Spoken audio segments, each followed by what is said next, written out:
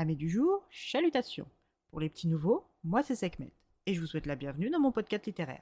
Dans mon émission, je vais tenter 3 fois par semaine de vous donner envie de découvrir des livres de tout poil, récents et moins récents. Alors, si ça vous tente, c'est par ici la suite.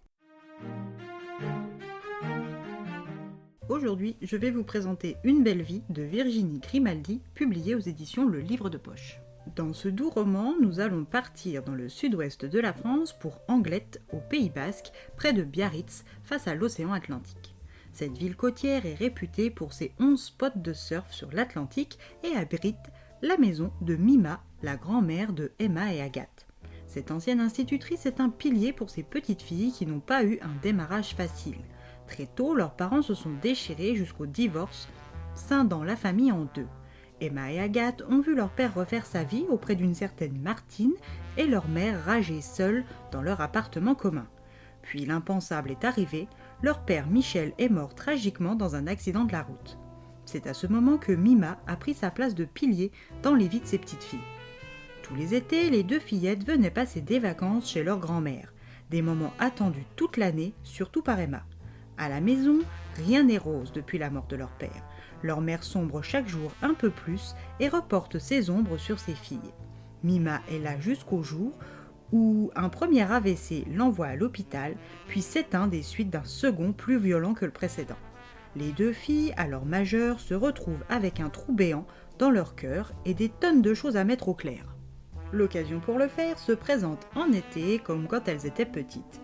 Emma, qui est aux abonnés absente depuis 5 ans dans la vie de sa sœur, lui propose de passer une semaine ensemble chez Mima, avant que la maison, qui renferme tant de souvenirs, ne soit vendue par leur oncle Jean-Yves et sa femme Geneviève. Agathe est un peu réticente à l'idée de refaire une place à son aîné, mais choisit d'accepter car elle en a besoin. Les deux sœurs se retrouvent donc après 5 ans dans le jardin, maintenant en friche de leur grand-mère. Emma a un double des clés, elle ouvre la porte et entre le code de l'alarme que Mima lui avait donné au cas où. Malheureusement pour le duo, l'alarme a eu le temps de leur créer des acouphènes sévères. La maison est restée, comme avant son départ, à l'hôpital, ce qui plonge instantanément les filles dans une profonde nostalgie. Le temps est au beau fixe, ce qui contraste avec leur humeur respective, mais haut les cœurs pour cette semaine de vacances entre sœurs. Emma, qui est un tempérament organisé, prépare la liste de courses pour la semaine et oblige Agathe à la suivre dans l'activité liste de courses. Agathe aurait largement préféré aller à la plage profiter du soleil, mais elle connaît son aîné et cède. Au supermarché, les premiers petits désaccords se manifestent, mais rien de bien méchant. À leur retour, celui qu'elle surnomme acidement l'orodateur les attend dans la cuisine avec sa femme. Le frère de leur père est un homme petit, et je ne parle pas de stature.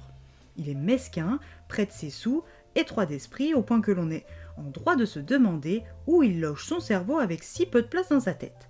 Leur oncle a été prévenu du déclenchement de l'alarme, d'où sa présence dans la cuisine. Compte tenu du fait qu'il est l'actuel propriétaire de la maison de Mima, il aurait apprécié que ses nièces lui demandent son accord qu'il n'aurait probablement pas donné avant de s'installer.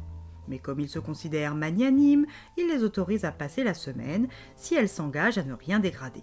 Les filles, qui sont toutes les deux sur les dents, se tempèrent et acceptent non sans quelques petites remarques acerbes. Les deux frangines ont du temps à rattraper et le plus simple pour commencer, c'est de discuter de son actualité. Emma est toujours mariée à Alex et cela va bientôt faire 20 ans. Son fils aîné Sacha a 10 ans et est un bon petit gars et sa petite dernière Alice a 3 ans et enchante son cœur de midinette avec sa mignonnerie. Elle habite toujours Strasbourg et aime son travail de professeur des écoles avec les CM1 et les CM2. Agathe, dit Gagathe, 37 ans, est heureuse dans son travail d'éducatrice senior à l'EHPAD des Tamaris depuis 3 ans. Elle habite seule dans un bel appartement avec vue et vient tout juste de se séparer de son dernier compagnon en date. Il est parti à cause de son caractère trop difficile à gérer. Agathe souffre depuis toute petite d'angoisse, de terreur nocturne, d'anxiété sociale, de dépression et d'instabilité émotionnelle. Ce qui lui a toujours empoisonné le quotidien est celui de ses proches qui, depuis la mort de Mima et la désertion de Emma, se totalisent à 0 individu. Emma culpabilise d'avoir pris ses distances, mais ne compte pas s'expliquer pour le moment. C'est beaucoup trop tôt. Elle opte pour un retour dans le passé auprès de Mima et Papy, leurs cousins Laurent et Jérôme et leurs amis de surf. Les non-dits sont en toile de fond, mais ne sont pas loin de la surface. Les deux sœurs si différentes et si proches sont de nouveau sous le même toit, et ce pour 7 jours, mais au fond de leur cœur, elles espèrent pour toujours. Emma n'a pas proposé cette semaine de vacances à sa jeune sœur par hasard. Elle doit s'ouvrir à elle. Mais elle qui a tant de mal à paraître fragile, arrivera-t-elle à se mettre à nu et à accepter la puissance de ses émotions comme le fait sa sœur ? Agathe, qui a accepté cette semaine avec crainte, retrouvera-t-elle sa grande sœur chérie ? Arriveront-elles sous le toit de Mima, qui de son vivant les obligeait toujours à se réconcilier par un bisou, à faire la paix de manière durable ? Une semaine qui s'annonce riche en émotions pour les sœurs Delorme et une lecture pleine de réponses pour les lecteurs.